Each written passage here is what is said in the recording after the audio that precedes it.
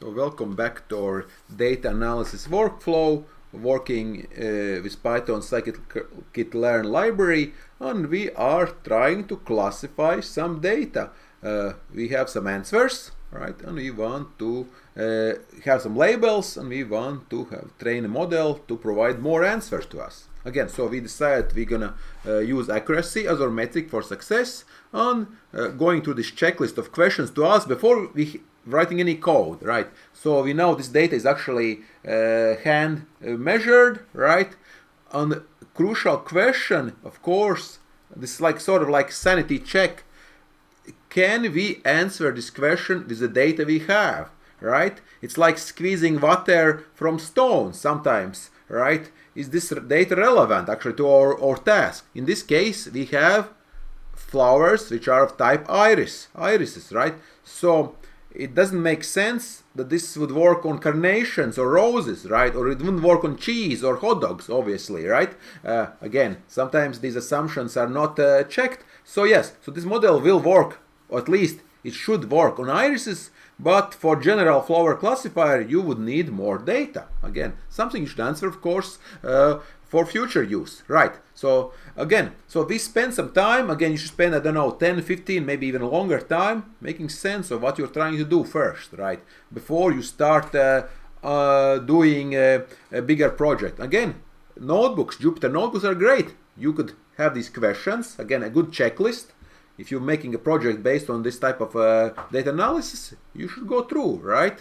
Through your dataset and answer these questions. This would be a good checklist if you are making your final project, right? So in using this for data analysis. So, right, so don't skip it, right? Don't skip it. So let's check data, right? And of course, this is a part which is often skipped because many tutorials will give you nice, clean data set, and you can start running these nice algorithms, nice your machine learning libraries will start doing all the good work, right?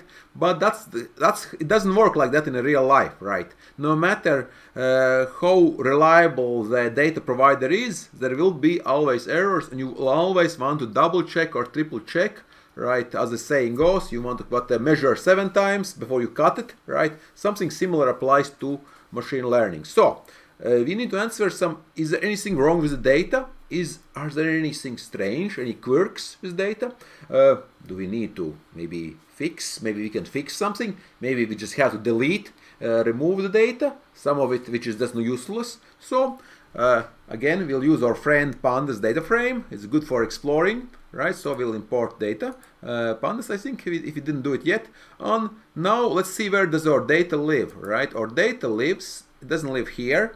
So it lives in a data folder right here, right next to our holiday flights, yellow ticks, meteor landings, things like that. It lives here, iris data. So this is what we're going to be reading, right? So again, I could get a copy relative path, right? It would be this, right? So that's a path, right? Actually data, but that's it's relative to our home directory, right? But we are running this notebook from day 28, right? So we'll need to go up. You need to go up one level, right? Right? And we're going to read in iris data, and of course, I'll do also shape. So iris data shape, just to make sure, right? Let's run it. Yeah, so 150 rows. So 150 rows and 5 columns, right? All right, so let's take a look. So head on again. All right, doesn't look too bad. What's the good news? Well, good news, if you check our data set, right? Where is it here, right? Right, it's not that big. We can also, again, it's big that we can look through it. But notice, we already can see it here. There's some missing values, right? Right? And maybe some things are not so good here, right?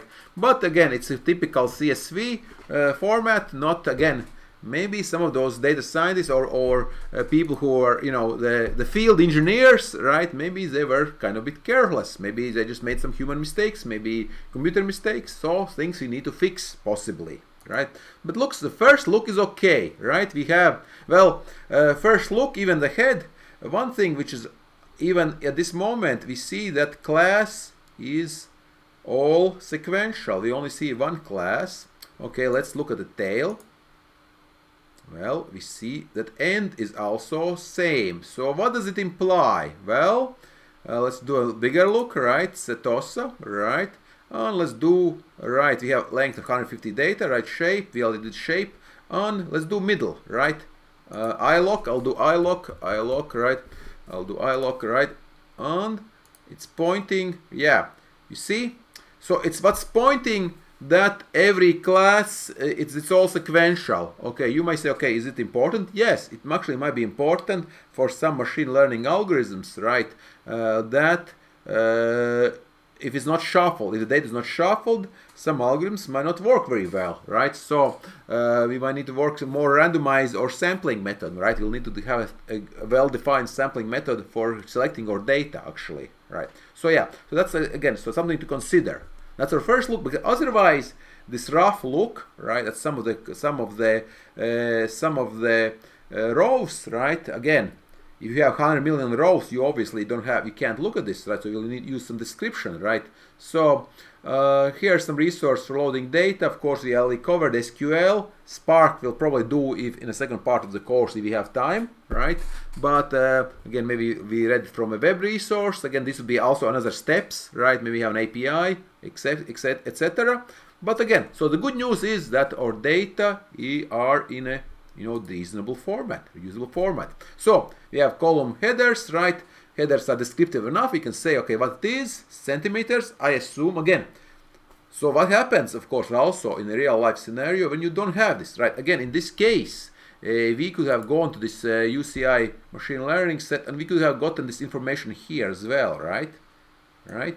It's here actually, right? The original source in this case, right?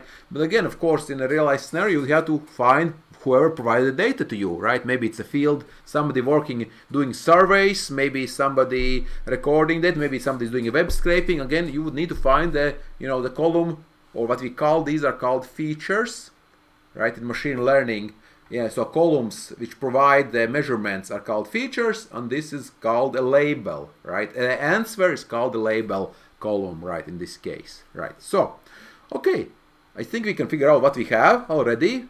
So now we will look, one of the first things we'll do is look for some missing data. In this case, we already saw it here, it's NA, right? So we can check for it, right? We can tell, again, so we have shape, let's check our info. Right, so notice, yeah, so we can see it here, right? So info can tell us about missing values, right? We can see it here. That petal width 145, so that's not, so something missing. Again, we can also see there's 6 kilobytes, very small data set, it doesn't take much memory, right? So that's good. Again, another thing we can do, which you already learned, our Pandas section, we can do describe. Again, pretty good. We can see there's only 145. And also, this is already better. We can tell some things about our data distribution, right? We can see minimum values and maximum values, right? So some things already you can see, some things maybe are not completely, how should I say, normal, right? For example, well, again, it's hard to say. Again, for now it's hard to say, but since I already know what's wrong with the data, but if you are completely new to this data, you need to pay attention to minimum, maximum values. Are they normal, right? Maybe something is off, right? Again, but let's deal with the missing data first, right? So we can say, again, I'll fix this here, because, right, like this. So we can say which ones are missing values. Again, so this is a way of reading data, right? But actually, this used to be the old way, right? Right now, these are accepted values by Pandas already says. So this is not required anymore, but this shows you an example on how to handle missing values, right? So you can enter whatever. If somebody decides, how it in real life, somebody decide not to use NA but use unknown or X or I don't know, something else, or triple X maybe, right? This is how you would provide that these are missing value identifiers, right? So let's do this again, right? So let's do it again before we proceed, right? So looks again. In this case, it didn't do any extra work, it's fine. Right, so we will need to deal with these missing values next.